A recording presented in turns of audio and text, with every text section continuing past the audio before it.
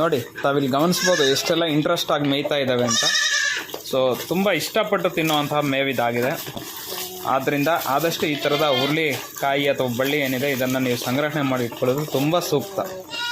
ನಮಸ್ಕಾರ ಸ್ನೇಹಿತರೆ, ತಾವಿಲ್ಲಿ ಗಮನಿಸ್ಬೋದು ನೋಡಿ, ರೈತರ ಪಾಲಿನ ನಿಜವಾದ ಸಂಪತ್ತು ಆಸ್ತಿ ಅಂದರೆ ಇಂಥದ್ದೇ ನೋಡ್ರಿ.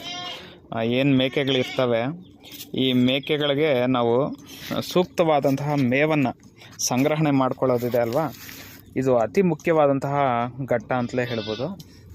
ಸೊ ನೀವು ಹುರುಳಿ ಒಟ್ಟಾಗಿರ್ಬೋದು, ಶೇಂಗಾ ಬಳ್ಳಿ ಆಗಿರ್ಬೋದು, ಈ ಥರದ ಮೇವನ್ನು ಸಂಗ್ರಹಣೆ ಮಾಡಿಕೊಂಡಾದಂಥ ಸಂದರ್ಭದಲ್ಲಿ ಈ ಒಂದು ಮೇಕೆ ಸಾಕಾಣಿಕೆ ತುಂಬ, ಮೇಕೆ ಆಗಿರ್ಬೋದು ಕುರಿ ಆಗಿರ್ಬೋದು, ಈ ಸಾಕಾಣಿಕೆ ತುಂಬ ಸುಲಭಕರ ಮತ್ತು ಆರಾಮಾಗಿ ಮೇಯಿಸ್ಬೋದು ಅನ್ನೋ ವಿಚಾರನ ನಾವು ಮನಗಾಣಬಹುದಾಗಿದೆ.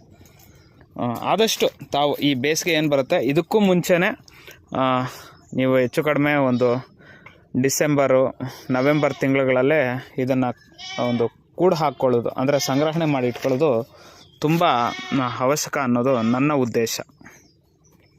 ನೋಡಿ ತಾವಿಲ್ಲಿ ಗಮನಿಸ್ಬೋದು ಟಾಪ್ 1 ಕ್ವಾಲಿಟಿ ಈ ಹುರುಳಿ ಹೊಟ್ಟನ ಅಥವಾ ಮತ್ತು ಹುರುಳಿ ಕಾಯೇ ಇದೆ ನೋಡಿ. ಇದನ್ನು ಹಾಕಿದ್ರೆ ತುಂಬ ಇಷ್ಟಪಟ್ಟು ತಿಂತಾವೆ ಮೇಕೆಗಳು. ಸೊ ಈ ರೀತಿ ನೀವು ಈ ಥರದ ಮೇವನ್ನು ಆದಷ್ಟು ಸಂಗ್ರಹಣೆ ಮಾಡ್ಕೊಳ್ಳೋದು ಒಳ್ಳೆಯದು. ಬೇಸಿಗೆಯಲ್ಲಿ ಕುರಿ ಮೇಕೆಗಳಿಗೆ ಮೇವು ಸಿಗೋದು ತುಂಬ ಕಷ್ಟ. ಆದ್ದರಿಂದ ಈ ಥರದ ಮೇವನ್ನು ಸಂಗ್ರಹಣೆ ಮಾಡ್ಕೊಳ್ಳಿ ಅಂತ ಹೇಳೋದಕ್ಕೆ ಇಷ್ಟಪಡ್ತೇನೆ.